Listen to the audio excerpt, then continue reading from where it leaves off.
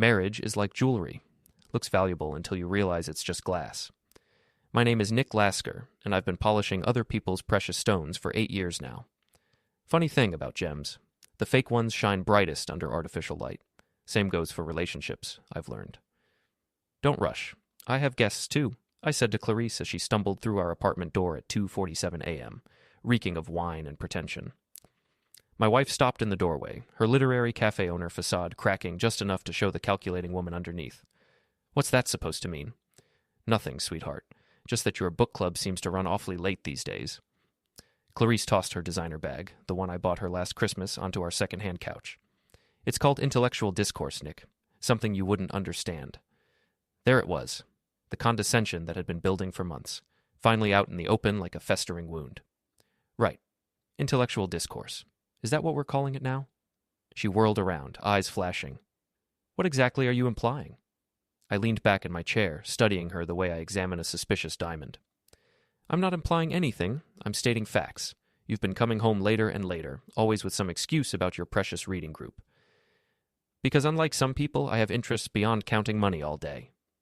That stung, but I kept my voice level. Those interests wouldn't happen to include a certain Serbian intellectual with a YouTube channel, would they? The color drained from Clarice's face faster than water through a broken pipe. Bingo. I don't know what you're talking about. Ivan Juric. Ring any bells? Tall guy, pretentious accent, thinks Dostoevsky is the answer to everything? Before we deeper into this story, I have one small request. Please subscribe, drop a like, comment, and hit that hype button to boost this channel so more people can discover these incredible Reddit stories. She tried to recover, but I'd been watching her tells for 7 years. The way she touched her neck when she lied, the slight pause before answering, the defensive crossing of her arms. He's a customer at the cafe. We discuss literature, something you've never shown the slightest interest in. Funny, because Maria mentioned he's been hanging around after closing time. Quite a bit, actually. Maria was our barista. 22, observant, and loyal to me because I helped her get the job when Clarice wanted to hire her pretentious friend instead. Maria doesn't know what she's talking about. Doesn't she? Because according to her, you two have been having some pretty intense conversations, the kind that require touching hands across tables and whispering. Clarice's jaw tightened. You're having me watched? I'm having my wife's cafe watched. There's a difference. She grabbed her bag and headed for the bedroom. I don't have to listen to this paranoid nonsense. No, you don't, but you will anyway, because deep down you know I'm right. The bedroom door slammed hard enough to rattle our wedding photo on the wall. 3 minutes later, my phone started buzzing. Clarice calling from the bedroom like we were teenagers. I let it ring. Instead, I called Jess. Nick, it's almost 3 a.m. I know. Can you come over? I need to talk to someone, and Clarice just stormed out. Jess was Clarice's best friend since college. Or so Clarice thought. What my wife didn't know was that Jess had been having doubts about Clarice's behavior for weeks. She'd mentioned it to me at the last neighborhood barbecue, when Clarice was too busy flirting with the host to notice. She didn't storm out, Nick. She's in your bedroom. Trust me, she's gone. Can you come over or not? 20 minutes later, Jess sat on my couch, nursing a cup of coffee and looking uncomfortable. This feels wrong, talking about Clarice behind her back? Even when she's been lying to both of us? Jess shifted in her seat. What do you mean? I pulled out my phone and hit record, keeping it hidden beside my leg. Last Thursday night, Clarice told me she was at book club with you until midnight. What were you actually doing? I was home, alone, watching Netflix. And the Thursday before that? Same thing. Nick, I haven't been to book club in over a month. Clarice said it was getting too intellectual for me. Perfect. I stopped recording and leaned forward. Want to know where she really was? With Ivan, at his apartment. Maria saw them leaving together. Jess's eyes widened. The YouTube guy? But she's married to you. Apparently that's just a technicality now. I spent the next hour extracting every detail Jess knew about Clarice's recent behavior. The mysterious phone calls, the new clothes, the sudden interest in Serbian culture. By the time Jess left, I had enough ammunition to start a war, but I wasn't ready to fire the first shot yet. I needed to be smart about this, strategic. Clarice thought she was playing chess while I was stuck playing checkers. She was about to learn how wrong she was. The next morning, Clarice emerged from the bedroom with puffy eyes and a defiant expression. I'm sorry about last night, she said, not sounding sorry at all. But your accusations were completely out of line. Were they? She poured herself coffee with shaking hands. Ivan is just a friend, a customer who appreciates intelligent conversation. I'm sure he does. This jealousy thing isn't attractive, Nick. It makes you look small. Small. There was that word again, the one she'd been using more and more lately, like a weapon designed to cut me down to size. You're right, I said, watching her relax slightly. I've been acting paranoid. Maybe we should have Ivan over for dinner sometime. Get to know him properly. The coffee mug froze halfway to her lips. What? If he's just a friend, why not? I'd love to meet this intellectual giant who's captured my wife's attention. That's not necessary. I insist. How about this weekend? I'll cook that lamb dish you love. Clarice set down her mug with trembling fingers. Ivan's very busy. His channel keeps him occupied. I'm sure we can work around his schedule. What's the channel called again? It's complicated. Literary analysis. You wouldn't be interested. Try me. She grabbed her purse and headed for the door. I'm late for work. After she left, I sat at my computer and started digging. Ivan Jurich wasn't hard to find. His YouTube channel had exactly 47 subscribers and featured him pontificating about books he'd clearly never read. But more interesting were the comments from lonely housewives, praising his deep insights and sensitive nature. This guy was running a textbook seduction operation, targeting married women who felt intellectually neglected, and my wife had walked right into his trap. Or maybe she'd jumped in willingly. Either way, she was about to learn that underestimating a Brooklyn jewelry store owner was a costly mistake. I picked up my phone and scrolled through Clarice's social media friends until I found her inner circle, the group chat where she shared everything. With a few careful keystrokes, I sent them the recording of Jess admitting Clarice had been lying about book club. Then I sat back and waited for the fireworks to begin. The first explosion came at 11:23 a.m. My phone buzzed with a text from Clarice. What did you do? I was in my shop, examining a supposedly antique brooch that was obviously machine-made when the message arrived. I smiled and slipped the phone back into my pocket without responding. The second explosion came 20 minutes later. This time it was a call. Nick, answer your phone right now. I let it go to voicemail. Then I played the message on speaker while I worked, enjoying every desperate syllable. I know you sent something to my friends. This is harassment, Nick. I'm not going to stand for it. But the best explosion came at lunch when Maria called from the cafe. Mr. Lasker? You need to know something. Mrs. Lasker just had a screaming match with 3 of her friends in the middle of the lunch rush. Something about lies and recordings. She's locked herself in the office now. Thanks, Maria. How's business? Down. People don't like drama with their sandwiches. Perfect. I hung up and called my brother Paul. I need you to cover the shop this afternoon. I'm going hunting. Paul had been helping me run the jewelry store since our father retired. He was 5 years older, twice as tough, and completely loyal. When I explained the situation, his response was predictable. About time you grew a spine. What's the plan? Information gathering. Our Serbian friend is having a book discussion at the library tonight. Public event. I think I'll attend. Want backup? Not yet. This is reconnaissance.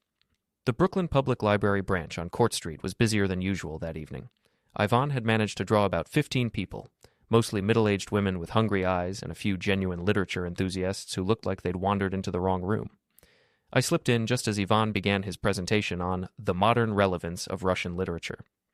He was exactly what I'd expected. Tall, thin, with the kind of carefully cultivated stubble that took more effort than a clean shave. His accent was thick enough to spread on toast, and he gestured dramatically while speaking. Dostoevsky understood that modern man is fundamentally alone, he intoned, making eye contact with several women in the front row. We seek connection, but society has made authentic intimacy nearly impossible. I nearly laughed out loud. This guy was smoother than I'd given him credit for. The tragedy of contemporary marriage, Ivan continued, is that it often becomes a prison rather than a sanctuary. 2 people trapped by convention, unable to express their true selves. Now he was just showing off. I raised my hand. Yes, you have a question? I stood up, giving him my best friendly smile. Nick Lasker. I own a jewelry store down the street. Great presentation, by the way. Ivan nodded graciously, but I caught the slight tightening around his eyes. He'd heard my name before. I'm curious about your interpretation of Dostoevsky's view on adultery, specifically in The Brothers Karamazov. Do you think he saw it as liberation or damnation? The room went quiet. Ivan's smile flickered. Well, that's a complex question. Dostoevsky's moral framework was quite nuanced. Absolutely. Take Grushenka, for instance. She represents the temptress who destroys families. But Dostoevsky seems to suggest that the men who fall for her manipulation are ultimately responsible for their own downfall. Would you agree? Ivan cleared his throat. I think you're oversimplifying Grushenka's character. Am I? Because it seems to me that Dostoevsky was pretty clear about people who prey on unhappy marriages. He didn't have much sympathy for them. The temperature in the room dropped 10 degrees. Several people shifted uncomfortably in their seats. Perhaps we should move on, Ivan said, his accent slipping slightly. Of course. Just one more question. Have you actually read The Brothers Karamazov, or are you just working from SparkNotes? The silence that followed was deafening. Ivan's face flushed red, and for a moment I thought he might actually answer honestly. Instead, he gathered his papers with shaking hands. I think we'll end here tonight. Thank you all for coming. As the crowd dispersed, I made sure to shake hands with several attendees, introducing myself and my business. By the time Ivan finished packing up, most of his audience had my card. He approached me as I was leaving. That was unnecessary, he said, dropping the accent entirely. He sounded like he was from Queens. Was it? I thought it was educational, for both of us. Stay away from my events. This is a public library, Ivan. Besides, I'm thinking of starting my own book club, something more authentic. He stepped closer, trying to intimidate me with his height advantage. You don't know what you're messing with. Don't I? YouTube channel with 47 subscribers, fake accent, apartment in Bed-Stuy that you can barely afford. Oh, and a habit of targeting married women who feel neglected by their husbands. His jaw dropped. How did you... I'm very good at research.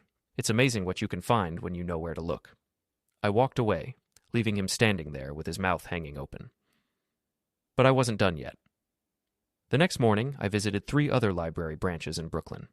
Each one had a community bulletin board, and each board now featured a flyer about Ivan's literary discussions, complete with screenshots from his YouTube channel and a detailed breakdown of his actual educational background. Turns out our intellectual giant had dropped out of community college after 1 semester. By noon, my phone was buzzing with angry texts from Clarice, but I was too busy to read them. I had an appointment with Mr. Klein, my lawyer. Divorce? Klein asked, peering at me over his reading glasses. Not yet. I want to know my options first. Smart man. Document everything, and I mean everything. Photos, recordings, witnesses. New York is a no-fault state, but evidence of adultery can still affect property division. What about her business? The cafe? If you can prove marital funds were used to start or maintain it, you might have a claim, especially if you can show she's been using it as a meeting place for her affairs. I left Klein's office with a clear action plan and a renewed sense of purpose. Clarice thought she was playing games, but games have rules, and I was about to teach her that breaking the rules had consequences. That evening, I was back at my computer when Paul called. You need to see this, he said. Check Ivan's YouTube channel. I pulled up the page and found a new video posted 2 hours earlier, dealing with toxic masculinity in modern relationships. In it, Ivan, accent fully restored, talked about aggressive husbands who feel threatened by their wives' intellectual growth. He never mentioned names, but the description was obviously aimed at me. Pathetic, Paul said over the phone. Guy's got fewer subscribers than a high school garage band. Maybe we should help him with that.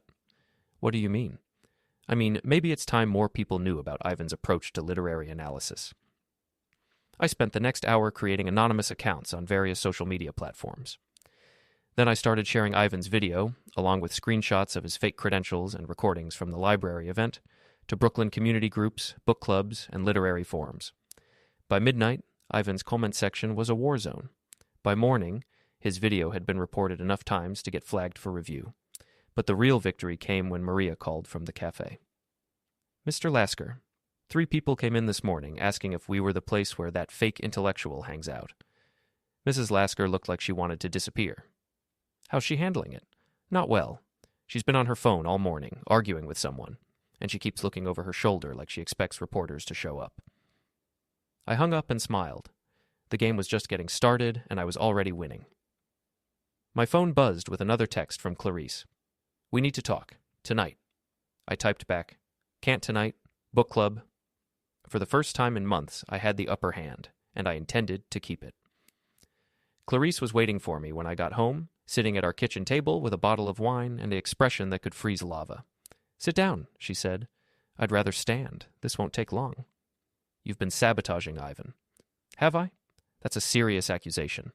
She pulled out her phone and started reading.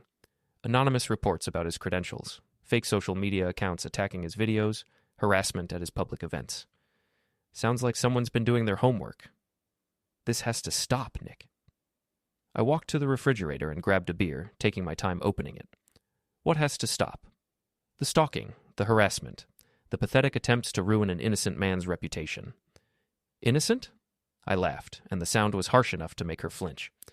Your boyfriend is running a con game, Clarice. He targets married women, feeds them intellectual garbage, and manipulates them into thinking their husbands are beneath them. He's not my boyfriend. Right, he's just the guy you've been sneaking around with for 2 months, the one you lie about constantly, the one you think about when you're pretending to care about our marriage. She stood up, wine sloshing in her glass. You don't understand what Ivan and I have. Oh, I understand perfectly. You have a middle-aged crisis and he has a YouTube channel with 50 subscribers. Match made in heaven. This is exactly what I'm talking about. Your crude, simplistic view of everything. Ivan appreciates my mind. Ivan appreciates your loneliness. There's a difference. Clarice threw her wine glass at the wall. It shattered against our wedding photo, leaving red stains on the glass like drops of... Look what you made me do, she screamed. I made you throw a tantrum? That's interesting. What else am I responsible for? Your affair, your lies, your complete disregard for our marriage vows. She grabbed her purse and headed for the door. I'm staying at Jess's tonight. No, you're not. She stopped, hand on the doorknob. What? Jess doesn't want to see you, neither do most of your other friends. Something about trust issues. The color drained from her face. What did you do? I told them the truth. Amazing how that works. She yanked the door open and stormed out, but not before I heard her sob. For a moment, I almost felt sorry for her. Almost. Instead, I cleaned up the broken glass and called Paul. How'd it go? He asked. She's rattled. Probably headed straight to Ivan's place. Want me to follow her? No need. I already know where she's going. What I didn't tell Paul was that I'd been tracking Clarice's phone for weeks. A simple app, installed during one of her long showers, that gave me her location in real time. Technically illegal, but divorce court was still months away. Sure enough, the little dot on my screen was moving toward Bed-Stuy, straight to Ivan's building. I gave them an hour to settle in, then made my move. Ivan lived in a converted warehouse that had been chopped up into tiny apartments, the kind of place where the walls were thin and privacy was a luxury nobody could afford. I found his door on the 3rd floor and knocked softly. Who is it? Ivan's voice, nervous and thin. Building maintenance. Water leak in the apartment below. Need to check your bathroom. I heard whispered conversation, then footsteps. The door opened and Ivan peered out through the chain lock. I didn't call for maintenance. You didn't have to. Mrs. Patterson downstairs is flooding out. Either I check your pipes now, or you explain to the landlord why his building is underwater. Ivan hesitated, then unlocked the chain. The moment the door swung open, I pushed past him into the apartment. Hey, you can't just... Nice place, I said, looking around at the cramped studio. Very authentic struggling artist vibe. Clarice emerged from the bathroom, hastily dressed and furious. Nick, how did you find us? Lucky guess. I turned to Ivan, who was standing by the door like he might run. We need to talk, you and I. I'm calling the police, Clarice said, reaching for her phone. Go ahead. I'm sure they'd love to hear about your boyfriend's YouTube scam. Did you know he's been using the same approach on at least 6 other married women? Ivan went pale. That's not true. Isn't it? Julia Martinez, Rebecca Chen, Sandra Williams. Should I continue? How do you know those names? Clarice asked. Because I talked to them. Turns out Ivan has a type. Married women in their late 20s, feeling intellectually stifled, looking for someone to validate their superiority complex. I pulled out my phone and showed them screenshots of conversations I'd had with Ivan's other targets. Women who'd fallen for the same routine, made the same mistakes, suffered the same consequences when their husbands found out. You're sick, Clarice whispered. I'm thorough. There's a difference. Ivan finally found his voice. Get out of my apartment. Gladly, but first, let me give you some advice. Find a new neighborhood. Brooklyn's getting a little crowded for your type of business. Are you threatening me? I'm informing you. See, I've been talking to your landlord, Mr. Petrov. Interesting guy. Very traditional values. Doesn't approve of tenants who seduce married women. Ivan's face went white. You didn't. I did, along with screenshots of your YouTube channel and testimonials from your previous victims. He seemed particularly interested in the part about you using his building for immoral purposes. That's not legal. Neither is adultery, technically, but we're not in court, are we? I headed for the door, then turned back. Oh, and Ivan, next time you want to make a video about toxic masculinity, you might want to make sure your own behavior can stand up to scrutiny. I left them standing there in stunned silence and took the stairs 2 at a time. Outside, I called Paul. Phase 1 complete. How's Phase 2 coming? All set. Klein's got the paperwork ready and Maria's willing to testify about what she's seen at the cafe. Perfect. Time to turn up the heat. The next morning, I was at my shop when Clarice called. Ivan got evicted, she said without preamble. That's terrible. Where will he conduct his literary salons now? You did this? I provided information to a concerned landlord. What he did with it was his choice. His YouTube channel's been suspended too.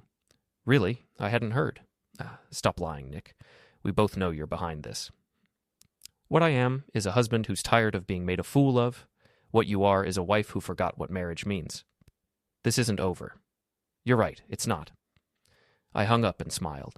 Clarice thought she could fight back, but she was already 3 moves behind, and I was just getting started. The real test would come tonight at the Neighborhood Business Association meeting. Clarice would be there representing her cafe, probably with Ivan in tow for moral support. She'd try to paint me as the villain, the jealous husband who couldn't handle his wife's intellectual growth. But I'd be ready for her, with evidence, witnesses, and a few surprises she wasn't expecting. The war was about to go public, and I intended to win decisively. The Brooklyn Heights Business Association met every month in the community center on Remsen Street. Usually about 30 people showed up. Local shop owners, restaurant managers, the occasional concerned citizen. Tonight, the room was packed. Word travels fast in a small neighborhood, especially when it involves scandal. I arrived early and took a seat in the back, nodding to familiar faces. Mrs. Chen from the dry cleaner, Tony from the pizza place, Maria, who'd closed the cafe early to be here. Clarice walked in at exactly 7 o'clock, Ivan trailing behind her like a lost puppy. She'd dressed for battle, sharp business suit, hair pulled back, the kind of expression that could cut glass. Ivan looked like he'd rather be anywhere else.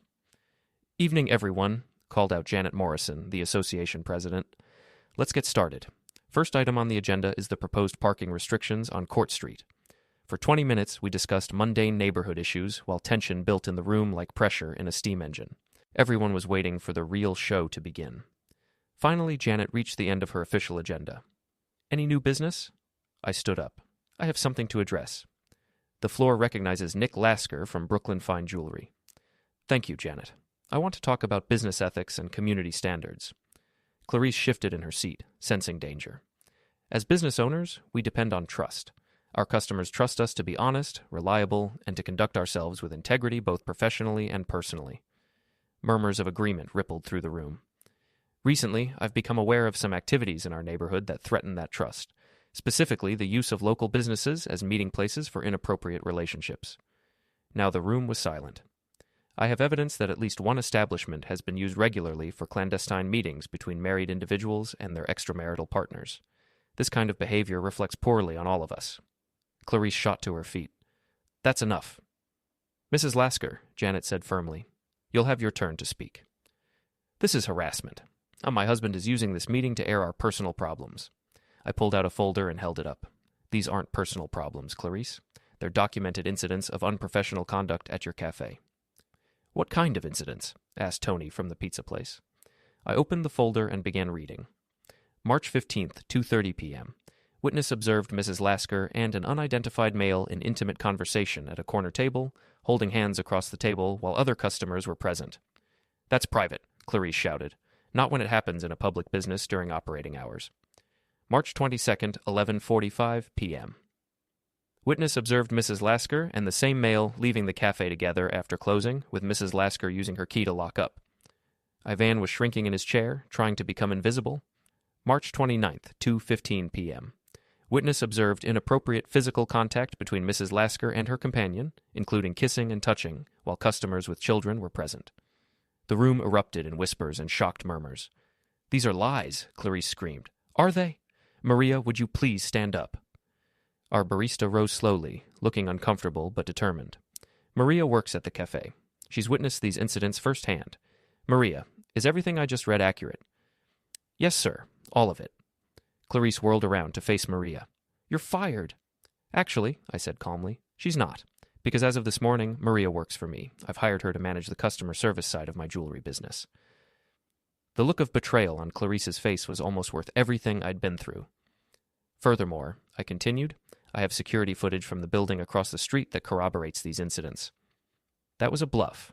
There was no footage, but Clarice didn't know that. Janet Morrison looked deeply uncomfortable. "Mr. Lasker, while we appreciate your concerns about community standards, this seems like a matter for you and your wife to resolve privately." "I agree, Janet, which is why I'm announcing that I'll be filing for divorce next week. But I felt the business community should know that Clarice's Cafe has been operating as more than just a coffee shop." The room exploded in conversation. Some people looked shocked, others seemed to be enjoying the drama, and a few appeared genuinely concerned about the neighborhood's reputation. Yvonne finally found his voice. "This is character assassination." "Is it? Tell me, Ivan, how many other married women have you targeted with your intellectual seduction routine?" "I don't have to answer that." "No, you don't. But Rebecca Chen might, or Sandra Williams, or Julia Martinez." Yvonne went pale. Several people in the room were taking notes or recording with their phones. "In fact," I continued, "I've prepared a full report on Mr. Jurich's activities in our neighborhood, including his fake credentials, his suspended YouTube channel, and testimonials from his previous victims." I handed copies of the report to Janet and several other business owners. "This is insane!" Clarice shouted. "You're destroying people's lives over your wounded ego." "I'm protecting our community from predators who use local businesses to facilitate their cons." "Ivan isn't a predator." "Isn't he? Let me ask you something, Clarice. Did Ivan ever mention that he's married?" The room went completely silent.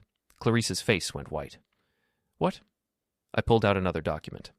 Marriage certificate, filed in Queens County 3 years ago. Ivan Jurich and Elena Petrovich. She works nights as a nurse, which is why she's never around during his daytime seduction sessions. Ivan looked like he might vomit. "You're lying," Clarice whispered. "Elena's phone number is right there on the document. Feel free to call her." For a moment, I thought Clarice might actually faint. She gripped the back of her chair, staring at Ivan with a mixture of rage and disbelief. "You told me you were single." Ivan mumbled something inaudible. "You told me your ex-wife lived in Serbia." It's complicated." Clarice slapped him. Hard. The sound echoed through the silent room like a gunshot. "Meeting adjourned," Janet Morrison announced quickly. As people filed out, I gathered my papers and headed for the exit. Clarice caught up with me in the parking lot. "How long have you known?" "About Ivan being married? 2 weeks. About your affair? 2 months." "Why didn't you just confront me privately?" "Because you would have lied, just like you've been lying about everything else." She started crying then. Real tears for the first time since this whole mess began. "I never meant for it to go this far. But it did, and now everyone knows what kind of person you really are. What happens now? Now you figure out how to explain to your customers why they should keep supporting a business run by someone with no integrity, and you figure out how to pay rent when half of them stop coming." I got in my car and drove away, leaving her standing in the parking lot with mascara running down her cheeks and her reputation in ruins. The war wasn't over yet, but I'd just won the most important battle. In a neighborhood where reputation was everything, Clarice and Ivan were now pariahs, and I was just getting started. 3 weeks after the business association meeting, Clarice's Cafe was hemorrhaging customers. I knew this because I made it my business to know, just like I made it my business to know that Ivan was sleeping on friends' couches and that Clarice had moved back in with her parents in Queens. The divorce papers had been filed, and Klein was optimistic about our chances of getting a favorable settlement. Clarice's public humiliation had made her desperate to avoid a lengthy court battle. But I wasn't satisfied yet. Not completely. The problem was that both of them were still in denial about what they'd done. Clarice kept telling anyone who would listen that I was a controlling husband who destroyed her life out of jealousy. Ivan was claiming to be the victim of harassment and stalking. They needed one final lesson about consequences. That's why I was sitting in my shop on a Tuesday morning, waiting for them to make their predictable move. "They're coming," Paul said from the window. "Both of them, and they look angry." "Perfect. Remember, everything gets recorded." I'd installed a new security system the week before. Cameras with audio, motion sensors, the works. Whatever happened next would be documented from multiple angles. The door chime rang as Clarice and Ivan entered. She looked terrible. Thin, pale, with dark circles under her eyes. He looked worse, like a man who'd been living on gas station coffee and regret. "We need to talk," Clarice announced. "Do we? I thought we'd covered everything pretty thoroughly." "This has gone far enough, Nick. You've made your point." "Have I? Because from where I'm sitting, you still don't understand what you did wrong." Ivan stepped forward, trying to look intimidating. "You've destroyed our lives." "Correction. You destroyed your own lives. I just made sure everyone knew about it." "You had no right." "I had every right. She's my wife. Or was, until you decided to play intellectual guru with other men's marriages." Clarice moved between us. "Stop it, both of you. Nick, I know I hurt you, but this revenge campaign has to end." "Does it? Because I'm not sure you've learned anything yet." "What more do you want? My business is failing, my friends won't speak to me, my parents are ashamed of me. Isn't that enough?" I leaned back in my chair, studying her face. "Tell me why it happened." "What?" "The affair. Tell me why you decided to throw away 7 years of marriage for a fake intellectual with a YouTube channel." She looked away. "You wouldn't understand. Try me. We never talked about anything meaningful. Books, ideas, philosophy. You were always working, always focused on money and business. I felt like I was suffocating. So you decided to cheat instead of talking to me about it. I tried to talk to you, but every time I brought up anything intellectual, you'd change the subject or make jokes. Because I was tired. I was working 60 hours a week to pay for your cafe and our apartment and your expensive tastes. I never asked you to do that. You didn't have to ask. That's what husbands do. We provide, we sacrifice, we put our wives' dreams ahead of our own comfort." Ivan scoffed. "That's exactly the kind of toxic masculinity." "Shut up," I said quietly. "You don't get to talk about masculinity. You're a married man who preys on other married women. You're the lowest form of life on earth." I never lied about my feelings for Clarice.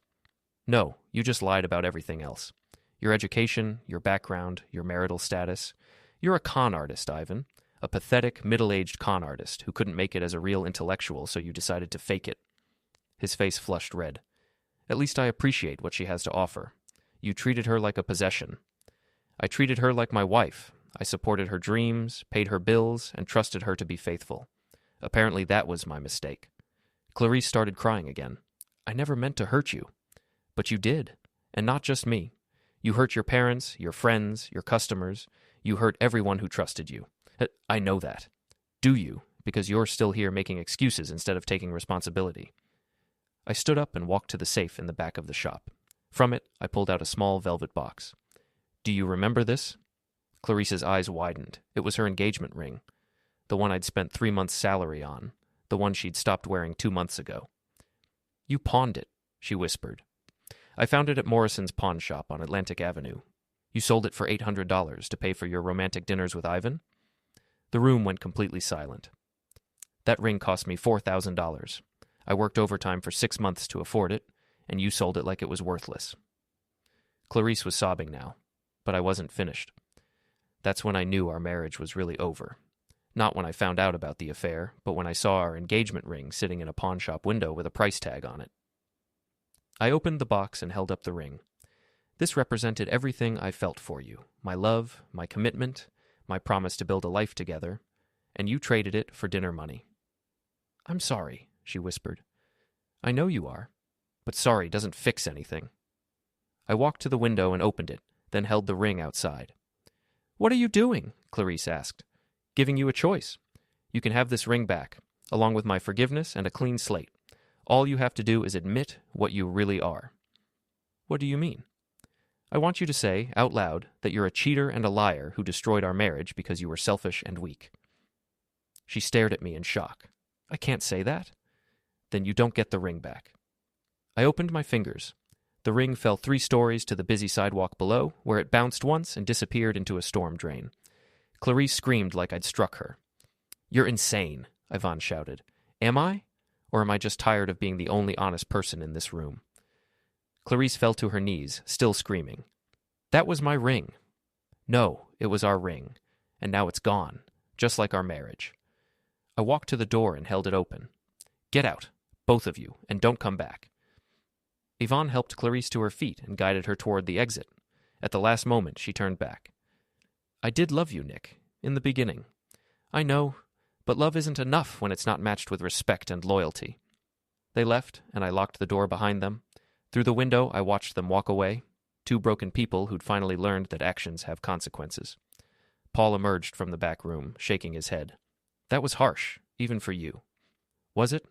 They destroyed a marriage, ruined multiple lives, and showed no remorse until they faced real consequences. I think it was exactly what they deserved. What happens now? I looked around my shop, my successful, profitable, honest business, and smiled.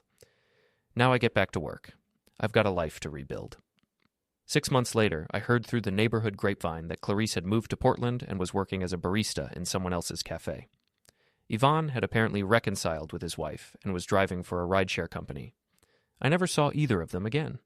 The divorce was finalized without a trial. I kept the shop, the apartment, and most of our savings. Clarice got her cafe, what was left of it, and her freedom. Maria turned out to be an excellent employee, and my business thrived with her help. Word spread about my no-nonsense approach to both jewelry and life, and I found myself busier than ever. Some people called me ruthless. Others said I was justified. I didn't care about either opinion. What mattered was that I'd learned something important about myself. I wasn't the weak, boring husband Clarice thought she'd married. I was a man who could fight for what was mine and win. That was the last word on our marriage, and it was mine.